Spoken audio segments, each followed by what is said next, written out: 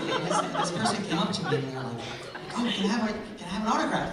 And I was like, of course. And so I take out my pen and everything, but then they're like, oh, no, not yours. No, I want an autograph, but I want Nicolle Vittini Cabral's autograph.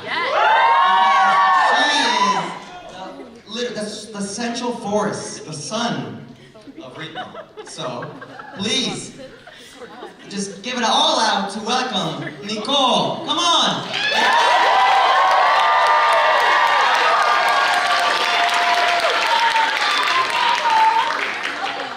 Hi everyone.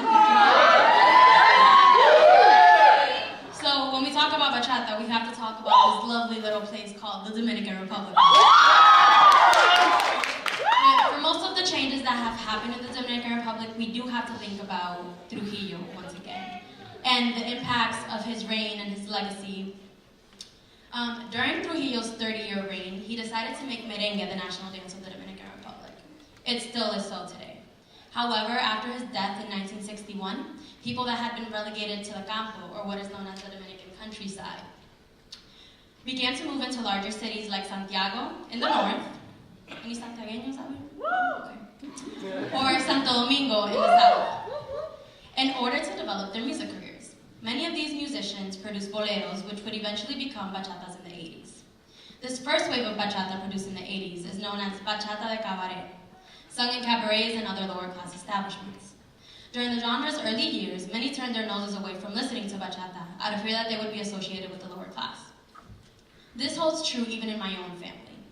My mother and many of the women in my family that grew up in the 80s often talk about how younger generations are more in touch with bachata and have a greater dancing ability for it. During their formative years, my mother and my aunts only listened and danced to merengue out of fear of tainting the family name or being considered women without morals. In the 90s, bachata saw another major transition, from bachata de cabaret, full of double entendre, to bachata romántica, romantic bachata. There was more censorship in the things that bachateros sang about, making it more widely accepted. Many of today's greatest bachata artists rose to prominence during this time. One of those musicians is Joe Veras, known for his ability to compose songs, play many instruments, and sing with the voice of an angel. After his debut album in 1993, Con Amor, Joe Veras went on to release Con Más Amor, with More Love, in 1996, which won him a Cassandra the following year, known as a Soberano, a Dominican music award which highlights high-achieving artists in Latin American countries, similar to what we know as the Latin Grammy. Today, I bring to you a performance to Joe Veras' El Hombre de Tu Vida, The Man of Your Life, a track from his award-winning Con Más Amor and Ariana Grande's God is a Woman. It is homage to the cabaret girls of the 80s, shunned for the acceptance of bachata in its early years, and to female empowerment.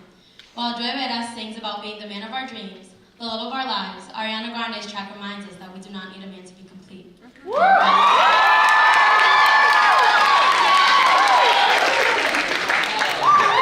heard it all? So, ready for round 2 bachata, let's go!